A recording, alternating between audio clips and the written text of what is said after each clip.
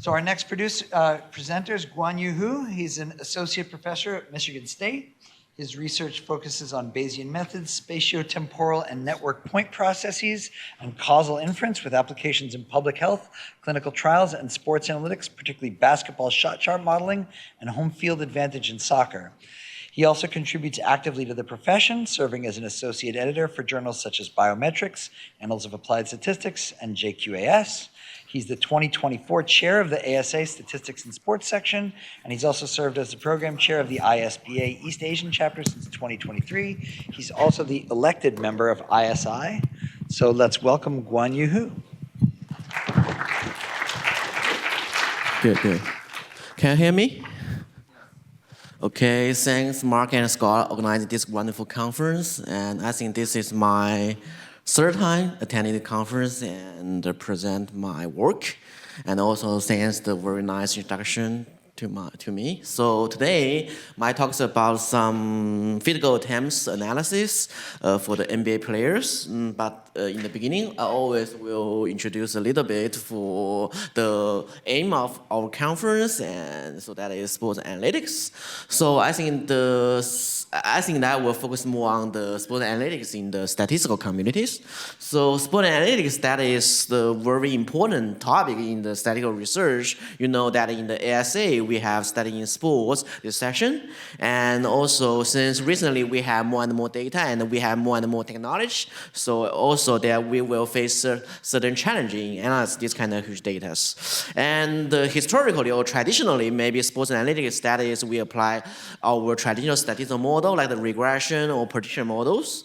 And so that is in the previous time, maybe from the 30 years ago.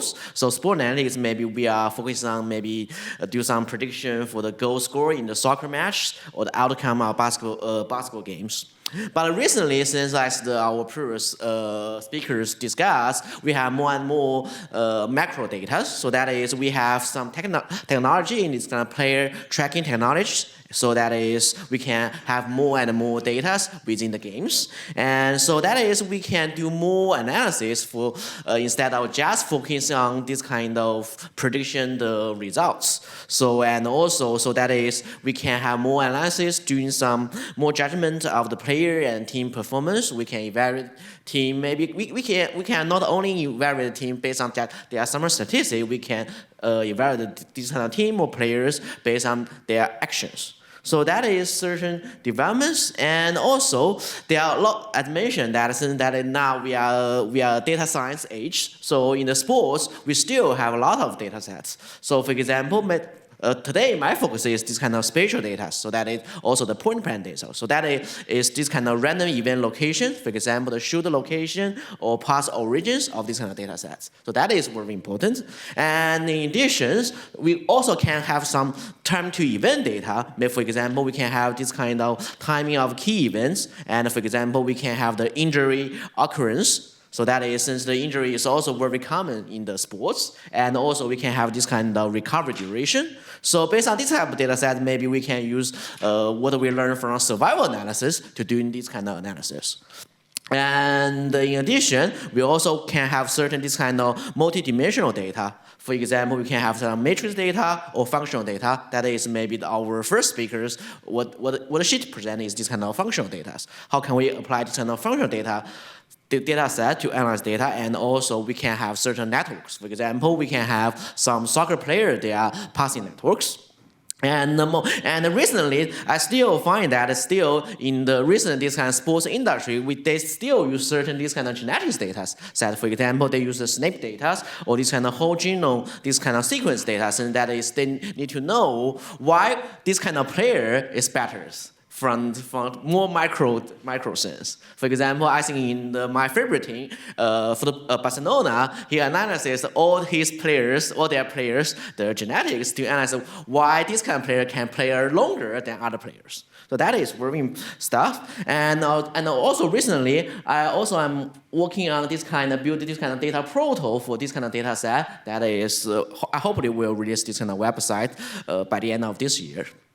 And also, that is some data set. But from this kind of data set, we still have certain question or what we want to do or what we can do for this kind of sports analytics from our stat committee or other committees. So the first thing that is we should clear about this kind of what type of sports we are working on. For example, that is based on my personal understanding. So I categorize the sports with 3 different categories. The first one that is maybe 80% of our talks is about this kind of traditional sports, like the football, soccer, basketball, tennis, right? That is traditional sports, that is human competitions. And the second type that I call that is engine sports. For example, Formula 1, Indy 500s. So you can see that compared with traditional sports, the engine sports, not only we compare this kind of player or drivers, we still should compare maybe different cars. For example, if you're familiar with the Formula 1, you will know that the first half of these seasons that Formula 1, the Verstappen performed not that good. But after this kind of summer break, he performed very top. Since that because of these Red Bulls have some upgrade for their cars. So that is also, not only we need to consider the players, we still need to consider this kind of engine stuff. So, and the third category that is also very hot one, that is the esports. You know, in the Saudi Arabia, every year now they have the esports, this kind of World Cups. So, and also this esport that is, and also they will have different type of this kind of esport. One is 1 versus 1, some is the team esports. So based on this kind of different sports, we will have different unit of analysis. For example, in our previous speaker analysis, that maybe it's more focused on this kind of players level, or in the sports that it may be the game rules. We evaluate the players, or we evaluate this player was this kind of salary or not. And also we can do some teams analysis. So that is like our second speakers that work, that is we can do some team level analysis. And finally, we can do some legal levels analysis, how also we compare different sports. So for this kind of different units, we will have different analytic goals. For example, we can evaluate the player performance. So that is how can we pick the best player, and also we can predict some game outcomes. Also, that is most interesting part, and also we can assess some competitive balance across teams within one league. So, and then I move on. Today's my talk. So today my talk that is for this kind of basketball data analysis. So we still have some sport analytic topics from this kind of modern basketball data analysis.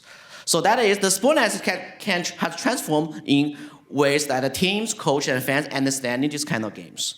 So beyond some simple summary statistics, how many points he gets, and how many rebounds they get, and how many assists they get. So more than analytics diving into the well and how players happen on the court. So since that is, we have more micro data set from this kind of our new technologies. So that is basketball provides a especially rich data set, since average shot attempt can be tracked. So that is, we can easily get this kind of data set, and also we can map this. So that is some modern thinking of this kind of sport analytics in this kind of basketball data. So what is the shot chart? So the shot chart that is records the location of each field goal attempts taken by a player or a team during the games. So that is very important. I think that should be the most important data in this kind of basketball data analysis. And also, this kind of chart reveals certain patterns. First, they can reveal some hot spots where the player tend to shot. You know that I think that some player maybe is very good at do the top three. Some just good at in this wing three. So that is very important thing we can know from the different habits of players. And also maybe we can know some cold zone where they rarely attempt shots. For example, you know some big center cannot make big from downtowns, right? And also maybe we can think about how this kind of strategy shift depending on game situation. Since some top player will adapt their strategy within different games. For example, maybe the three-pointer specialists often class attempts around this kind of arc, while some dominant centers concentrate near the rims. For example, Andre Jordan just can get some hoops and dunks near the rims, right? So that is different, this kind of stuff. So why analyze these kind of shot charts? So that is from the coach point of view that we can identify the strengths and the weakness in the player decision makings, right? So we can easily identify which region is this player's good region, that is not regions. And also for the players, we can optimize their shooter selection and also do some practice. Since you know that every NBA player will have their specific training during the summers. And also for the analysts and the statisticians, we can provide a quantitative lens on the game strategies. So that is ultimately the shoe charts can connect our data with performance and showing how individual actions shape overall team success. So that is why we analyze these kind of shoe charts. And also, from data to the insights, that is, the shoe charts can contain both spatial and counterfactual information. Since that is, we get location, so that is our spatial information. So that is where on the court shoes are attempted. That is most important information in this kind of shoe chart data. And also, we have other counterfactual this kind of information. For example, the opponent's strength or game location or this kind of score differentials. So, and also this kind of statistical modeling can help us to move from some descriptive plots to a deeper insight. So that why this kind of such players attempt shoots in certain regions, or how do these kind of external factors influence this kind of decisions. So that is what we want to do. So this is data set we have. So that is, we pick some players. This is Michael Jordan. I think that is the last season of Michael Jordan in Washington Wizards. And Stephen Curry, you know, that is very, I think, the most famous and good player in the 3 points, and LeBron James. Maybe a lot of people say that he is the second place player in the NBA history. So this is this kind of attempts. And also, we categorize this kind of attempt maybe 4 different categories. So that it depends on the weak and strong. That means the weak opponents and the strong opponents. So that is, we summarize the shoes when this player faced the playoff teams or not playoff teams, and is the other category that is home and away. So that is clearly we can see that maybe in this plot, maybe we will not see much more difference between these kind of 4 different categories, but can we identify certain differences based on our statistical model? That is what we want to do. So the motivation that is first, this kind of shoe charts offer detailed spatial data on field goal attempts. So that is this kind of spatial temporal data. And also, if we understand this kind of shoe chart data very well, that will help us to design this kind of team offense strategy and also evaluate this kind of player performance. And also, since that is, although we have this kind of spatial information, but also we still have this kind of game covariates. So that is, how can we model this kind of spatial pattern and this kind of covariate together? That is very important. And also, based on our previous this kind of discussion, that is, this kind of shoe chart analysis can help some coach identify the strengths or weakness of the player they have or the opponents. And also, analytics can quantify some spatial shooting efficacy. And also, our statistician, we can build a certain spatial temporal model and to publish some papers. So for the historic context for this kind of shoe chart data, so that is first, I think that the first paper, statistical paper for this kind of shoe chart data, that is from Brian Rich from 2004, they built this kind of hierarchical Bayesian models and just use the multinomial framework to access this kind of shoot locations. So that is a very simple idea. And another very simple idea, that is we just can build the probability regression model, so that in the shoot location we have made or missed this kind of binary outcome, then we can build this kind of probability model. And in this kind of probability regression model, we can use, that is the generalized linear models. So that I think that everyone will know that. Then they just bring some spatial structure. So extend this kind of generalized linear regression model to the generalized linear mixed effect models. So that is very standard extension. And also people also doing some innovative visualization analytical tools to explore the kind of shooting pattern. And also some people use some spatial scan statistics to find certain shooting trends and latent player subgroups. So that is some historical context.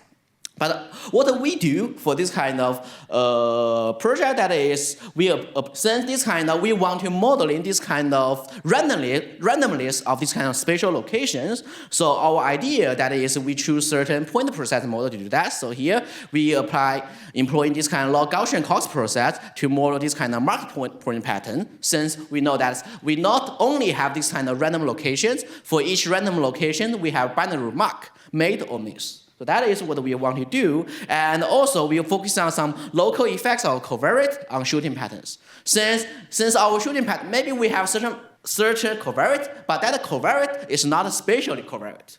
We have some game information, but that game information not spatially. So how can we incorporate this kind of covariate effects on this kind of local region that are very important? So that is our work is extending some existing framework to include game-specific covariate effects and utilizing the hierarchical structure to improve our estimation precision across classical hard code and implement the kernel convolution approach that KR expansion and optimizing this kind of MSM algorithm for the efficient posterior inference. So the innovation inside our model, that is our model not only predicts physical attempt, but also provides some spatially varying insights into the factor influence these kind of attempts. So that is, we will summarize this kind of spatially varying effects of these kind of covariates and also can help us to enhance our strategy classical analysis. So we can identify some region where players are more likely to attempt shots and associate the successful sex, defined based on our definition of spatial related risks, and offer some nice insight into some house situation and the positional factors affect shooting decision, adding some team strategy and performance analysis. So our idea how can we model this kind of random location? So that is, since the location that is randomness, we do not fix that location. So what we want to do, that is, we use this kind of spatial point process model to model this kind of random location of the event of space. So for the point process, most common model we can use that is called the Poisson process models. So the Poisson process model, that is very simple. So that means the events occur independently. So the number of the events in any region follows the Poisson distributions. So that is a very standard model to model that. But this model cannot capture this kind of spatial dependence over that region, since that is, they assume the event occurred independently. But definitely we know that we cannot have this kind of strong assumption. So then there are very nature generalization that is called this kind of Cox process. So that means this kind of intensity function lambda x given certain location, x is random, and here that is one example that is log Gaussian Cox process. So why we use log Gaussian Cox process? So that is, first, this model can model spatial variation in the shoot attempts. The second, that is, based on this kind of model, since we borrow the techniques from this kind of Gaussian process, that will provide some flexibilities for this kind of intensity estimation. And also, this model is very natural for us to do some extension for this kind of spatial covariate effects. So that is why we use that. So this is our model. We call that is a hierarchical log Gaussian Cox process model. So here we have our shoot location xij. So here I is different gain, j is the different result that we will have the missed shot is j equal to 0, j equal to 1 that represents this kind of made shot. So follow this kind of Poisson process given certain region have this kind of intensity function. And the intensity function, we just take the logarithm of intensity function, follow this kind of baseline intensity plus ZIT. ZI, that is the covariate, so that the different covariate we have for that games, and times this kind of beta JS, that is the spatially varying coefficients. So that means this will capture this kind of covariate, have a different spatial effects on this kind of random location section. So that is the idea what we have. So based on this kind of model, I will have a very quick look for this kind of, we just use some very standard way in this kind of Gaussian process. We use the NESSIS theorem and the covariant kernel decomposition to decompose this kind of spatial correlation part. So then we can have our final model, that is, we just use the spatial process within this kind of KL expansion part, and then we can have this kind of spatial varying coefficient estimated by this kind of theta parameters. So that is the idea. So, but that is just some statistical technical part. And then the next thing I want to introduce, that is we call one thing very important for our real data analysis, that we call that is spatial rhetorics. So this kind of spatial related risk that provides some insight into some effectiveness of players or strategy at different locations. So that is the spatial related risk that defines as the ratio of the probabilities of event under different conditions or different covariate effects. So for this kind of sports analytics, that is, we have this kind of spatial related risk define this kind of quantity. So this quantity definition is just like the same related risk definition in the categorical data analysis. But here, what we want to do, that is, we want to compare this kind of made shot, this kind of intensity under different situations. So the reason we do this kind of analysis, that is, we know that for most players, their field goal percentage will be less than 15%. But how can we quantify under different situation, which region is better region, which region is not better region? So that is what we want to do, doing this kind of spatial related risk quantification. And also, this quantity is not that hard to compute. That is because if we get all the posterior samples from our MCMC algorithm, we can also get this kind of posterior samples of all these kind of spatial related risk under different situations. So that is very good thing. That sense that this can be a byproduct what we have from our MCMC samples.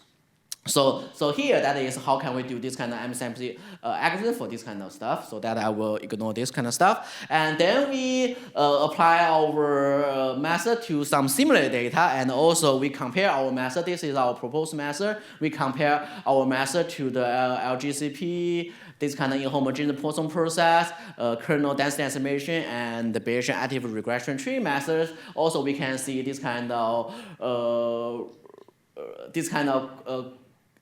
RMSE. Our method have a lowest RMSE based on this kind of synthetic, this kind of intensity. And also, we use the queries intensity to generate our simulate our data to see how our method do for this kind of method. We also can see our method have much better performance than all rest these kind of methods. And this is what we have for this kind of real data analysis. So we analyze in the Stephen Curry, LeBron James, and Michael Jordan. This is what we have this kind of, based on our model, what we estimate for the intensity under different situation. You can see this kind of away game versus a strong team, away game with a weak team, home game with strong team, home game with versatile team, and this kind of made intensity and miss intensity. And the very important thing that is we can, based on our spatial related risk, to identify some under different situation, which region is a good region for Michael Jordan. So that this is a map of this kind of spatial intensity. So that is the plus sign. That means this kind of 95 critical interval of the risk between the mid and miss that is significantly greater than 1. So that means this kind of plus region, that means that the better region adapted by Michael Jordan. Then negative, that means this is not, is this kind of not that good region. So that is what we have for this Michael Jordan. We can see Michael Jordan, if they have this kind of versus strong team, if the home game versus away game, they have this kind of, this region, two region is the Michael Jordan, that is the better region based on our understanding. And also in this kind of away games, strong team versus weak team, but in the away game, we can see the Michael Jordan, they will have this kind of region is not that good region. That is in terms of that is some cold region for this kind of Michael Jordan. So that is this kind of stuff. So that is some insight what we can find from this kind of spatial related plot. So that is the Michael Jordan will utilize certain home court this kind of advantage, and also based on different opponent, they will adapt their his shot strategies. So that is what we have. And then that is do some simple summary for our today's my talk. First, the first idea that is, since we just used one season data for each player, so maybe since you know that Stephen Curry, LeBron James, they will have more than 15 seasons, so then we can extend our model to some longitudinal setting. We can see a certain trend of that players over the season, and also we can bring some more real time in-game covariance, so that make our model more explainable, and also we can have some defense spatial effects. And not only for the basketball data set, also we can apply this kind of analysis for this kind of soccer data. So in the soccer data, we will have some players different this kind of passing location, and also we can apply to the tennis. So in tennis, very important thing that is we can analyze these kind of different players that are servers that that tennis that location and some multiplayer dynamics. Finally, we also can use this kind of EPAA matrix for this kind of scrolling impacts instead of that simply this kind of shoot locations. And also, if you have more interesting, you can find our paper. We post our paper in archive in the early of this year. And all this kind of plot we made in this kind of paper, we have this kind of package. We call that a GG basketball. That is the ggplot2 based visualization of basketball data set. So if you want to play with some basketball data set, you can feel free to download this package from GitHub. Finally, thanks, and also welcome to join our ASA Statistics in Sports session. Thank you.